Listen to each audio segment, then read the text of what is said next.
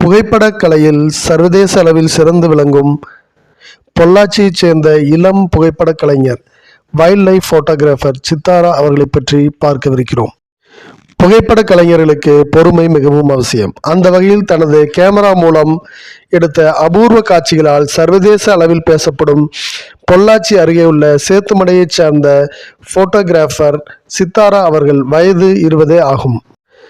எந்த வனப்பகுதிக்கு சென்றாலும் இங்கு ஏதேனும் ஒரு புதிய காட்சி புலப்படுமா என்ற எதிர்பார்ப்புடன் தான் அவர் செல்கிறார்.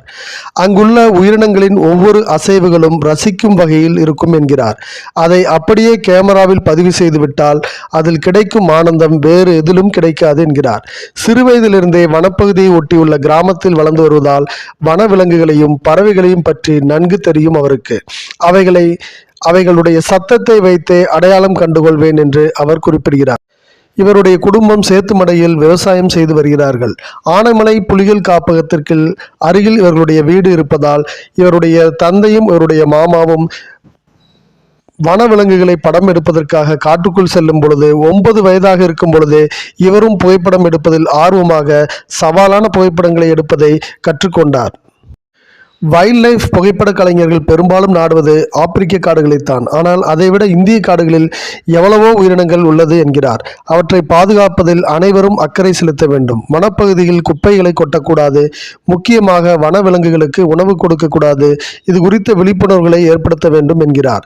ஆனமலை மட்டுமின்றி முதுமலை, வால்பாறை, கோவை உட்பட தமிழகத்தின் பல்வேறு வனப்பகுதிகளுக்கும் சென்று வைல்ட் லைஃப் போட்டோகிராஃபிகளை இவர் எடுத்திருக்கிறார். அந்த புகைப்படங்களுக்கு மாவட்ட அளவில், மாநில அளவில் பரிசுகள் கிடைக்க ஆரம்பித்தது.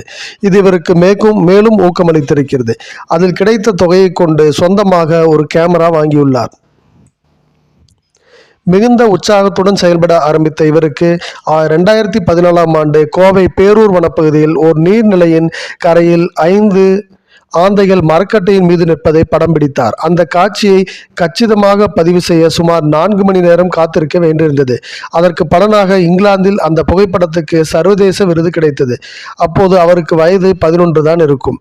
இதைத் தொடர்ந்து உத்தரகாண்ட் உள்ளிட்ட வடமாநில வனப்பகுதிகளுக்கு சென்று காணுயிர்களை புகைப்படம் எடுக்க ஆரம்பித்தார். அங்கு எடுத்த புகைப்படங்கள் 2016ஆம் ஆண்டு அமெரிக்கா, 2018ஆம் ஆண்டு நெதர்லாந்து, 2019ஆம் ஆண்டு ஜப்பான் உள்ளிட்ட நாடுகளில் 6 சர்வதேச விருதுகளை இவருக்கு பெற்றுக் கொடுத்தன. இது தவிர 4 தேசிய விருதுகளையும் இவர் பெற்றிருக்கிறார்.